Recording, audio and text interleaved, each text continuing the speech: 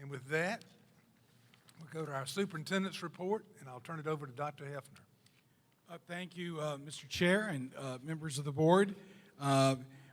Many wonderful things are continue to happen here in the district, as we saw from the recognition of our students tonight. We are very proud of all of the students we have in our district and the tremendous work they do.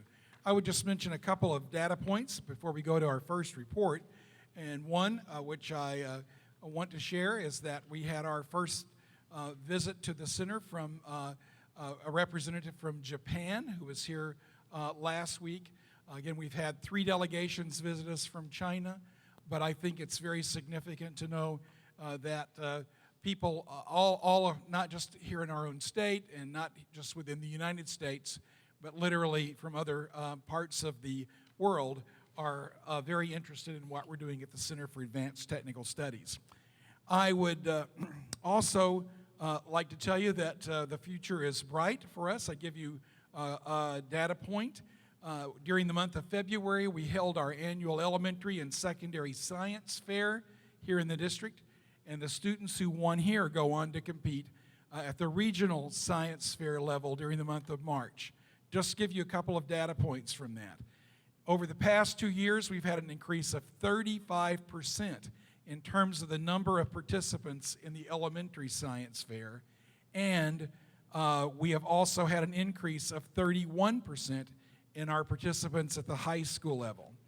And just as they went on to the regional level, I'll give you 2 data points there. 1 in 4 of the winners at the regional science fair, 1 in 4, came from District 5, and 60% of the winners at the high school level were District 5 students. So we're very proud that we're dominating in that particular area. We look forward to recognizing our students at the May 8th board meeting, and I certainly want to thank our teachers, students, and families for their support, because as you know, this takes a lot of folks to make this happen, and certainly a huge thanks to Ms. Beth Bolin, our science coordinator, for her continued quest to increase participation in our science fair and to increase their investigative work. And now we have a report this evening, a follow-up from our meeting 2 weeks ago on our I-5 initiative. Dr. Melton, any remarks you wish to make prior to this report? Sure. Thank you, Dr. Hefner. Board members, if you'll recall, on the 13th of March when we were at Chapin Elementary, Mr. Richardson and I invited Jenny Garris, our coordinator of instructional technology, to deliver to you an I-5 Technology Initiative update. Tonight we're asking Ms. Garris to come back once again. The purpose of the presentation this evening is for you all to see the recommendations that we have in store for the coming school year, along with some timelines and other information you may find valuable. So Mrs. Garris, if you'll come forward at this time for us, please.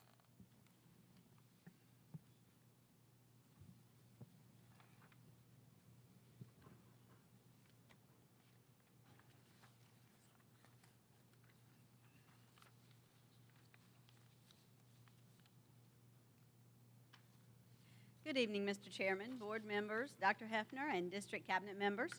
Tonight's presentation is a follow-up to last meeting's update on the I-5 Technology Initiative on our high schools and will specifically address devices. The profile of the South Carolina graduate gives us strong basis for all we do.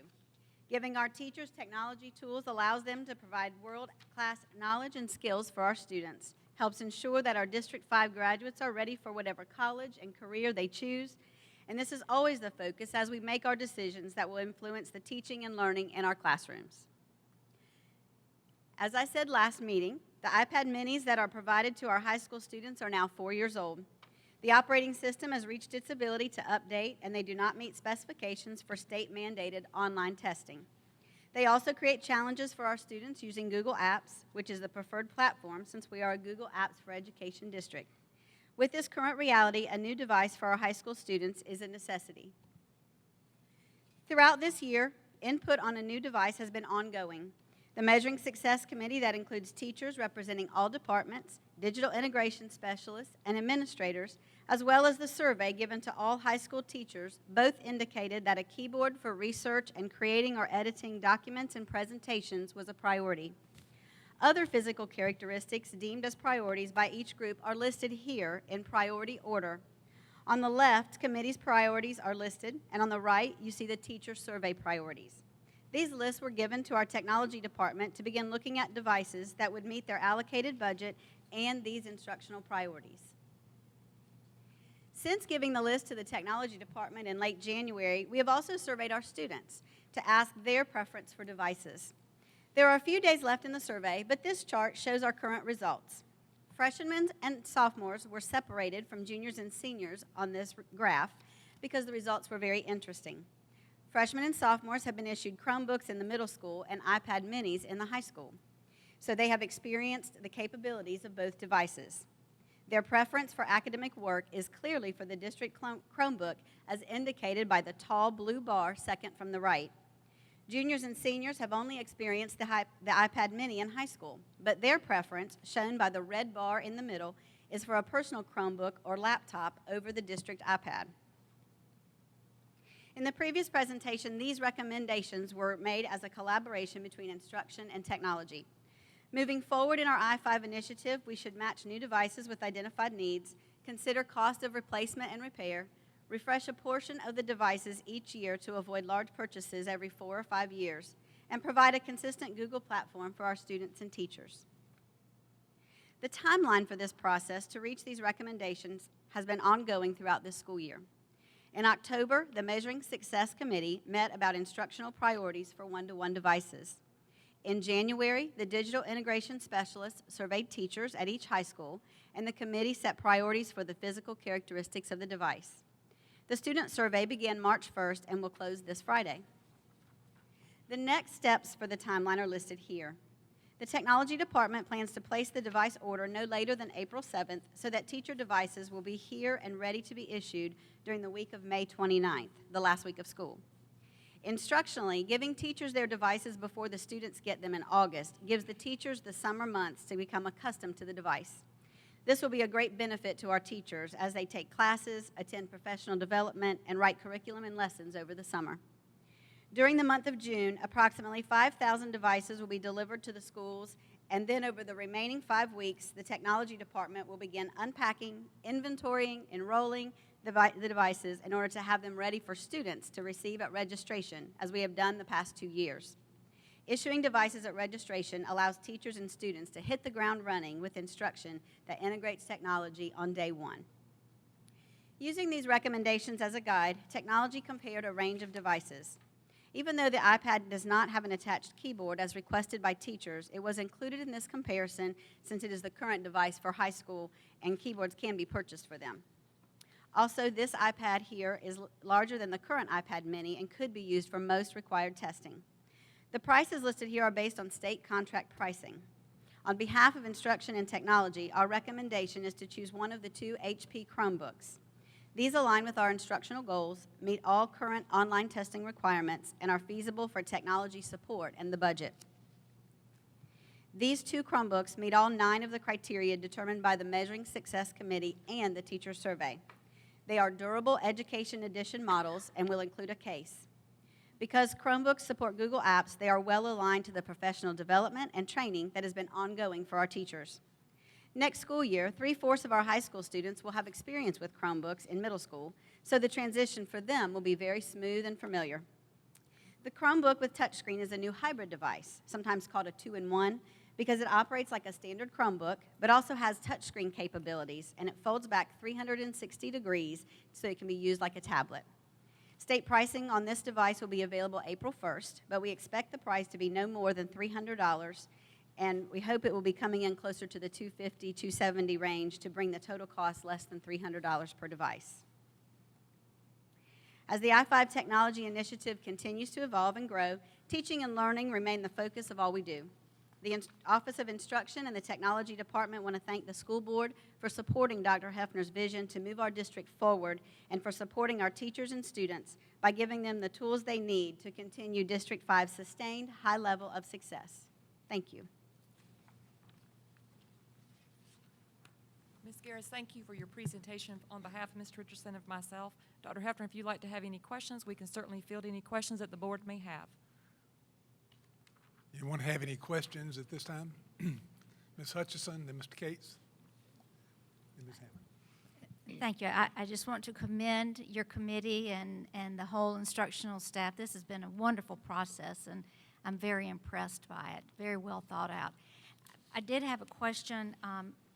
Perhaps you said it and I missed it. The device recommendation, there's 2 Chromebooks. Are you recommending one of the other over the other, or we're getting both?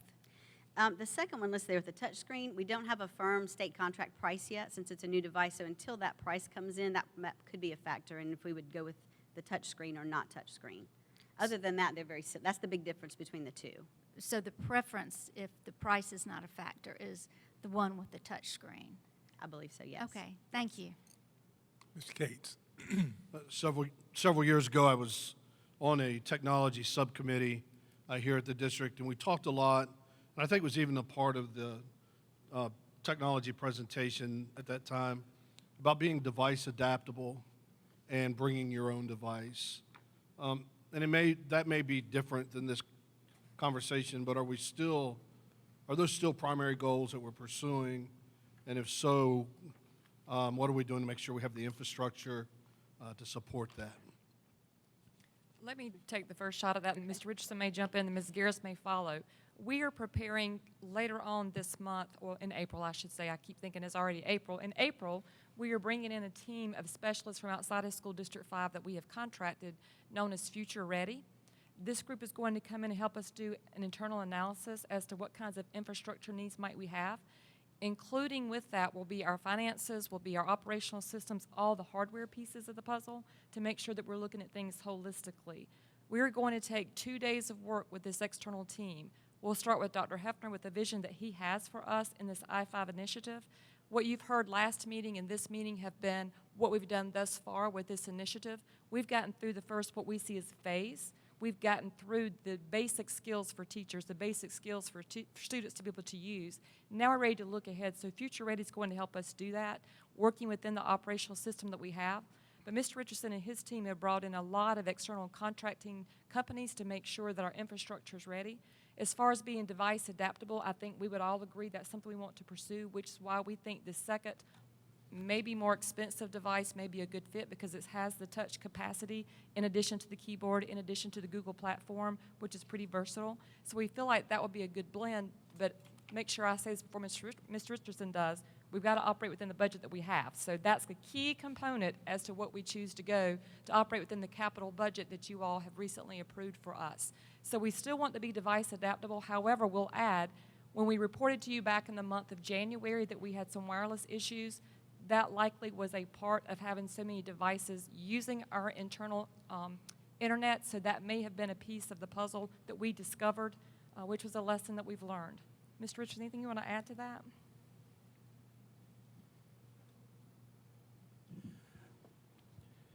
We're actually excuse me, right now we've got several switches, those kind of things, infrastructure type things right now out for bid for E-rate purposes, so we could get some E-rate funding hopefully from the federal government to help with this process. But we're going to be doing a lot of work over the summer and probably through part of next year. You know, getting as basic as rewiring entire schools in some cases, depending on that situation, to just upgrading everything, switches, everything in the closets in the schools. We're going to eventually be replacing everything. Now, that's going to be a process that's probably going to take us 2 or 3 years, but, you know, our primary goal right now is to get us in a position where we're able to do the online testing without having the kind of issues we're having right now.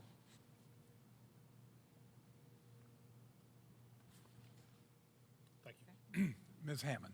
Let's see, I'm on my own. I have a couple of different questions all about, they still go to the same point. In the survey, did we survey, we only surveyed freshman, sophomore, junior, senior, we didn't do middle schoolers, right? That's a great question, Ms. Hammond. We actually have 2 different, what we consider measuring success committees. The report that Ms. Garris has given to you tonight has been focused on high schools at this point. We do survey our students at the middle school level, but we're trying to make sure that the decision we make is based on the feedback of our students. You notice the difference between freshmen and sophomores versus upperclassmen, and Ms. Garris was very intentional to explain to you those underclassmen have had the experience with both devices as opposed to our upperclassmen that have had the experience with only the iPad minis while they've been a student of School District 5 if they've used a district device, if they decided to accept that. And then my other one, right now with the kids, do we have, like I'll use my class, let's say they have iPads, but the teachers have a certain number of Chromebooks. And you are so right about it having many more capabilities. And so many of the students can do a lot of things at their desk, but then they need the Chromebook. So if I'm getting your reasoning right, it may be that even though that costs a little more, if it does more of the things our student needs and meets the needs of the teacher teaching that student, that might be your recommendation that we're looking at. And I know cost is major, and we have to figure out how we can best supply everyone with what they need.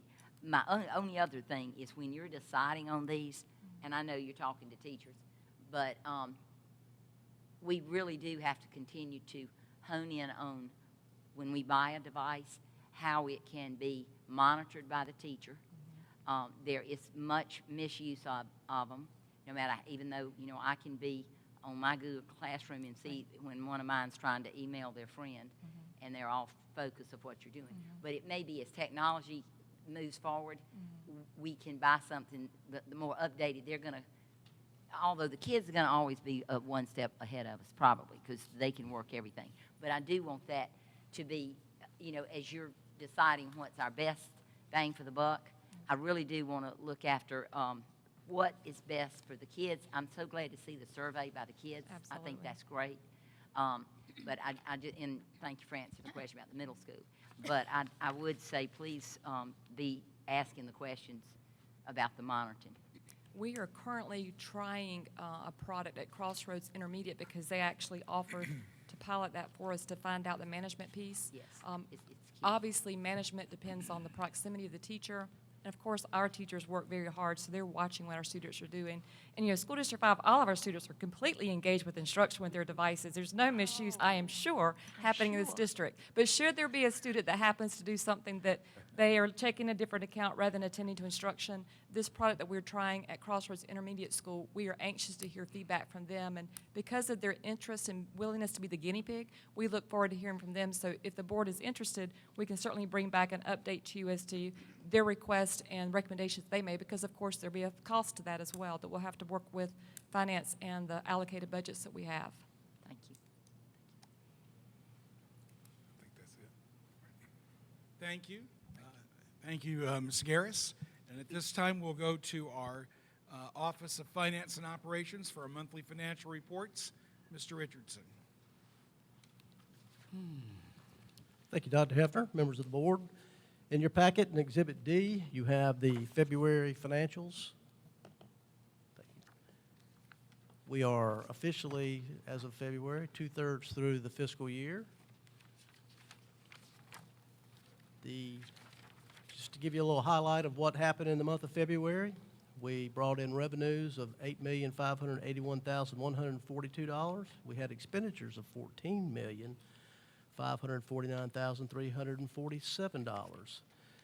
Year to date, we've had revenue of $122,381,000 and $381,000 and I can't even say that. It's such a big number. $122,381,894, with expenditures totaling $98,393,107.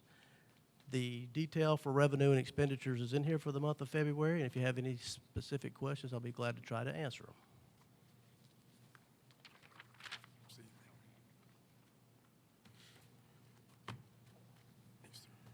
If there are no questions, that concludes the superintendent's report. Thank you. Thank you, Dr. Hefner. That will bring us to item number 12, which is public participation.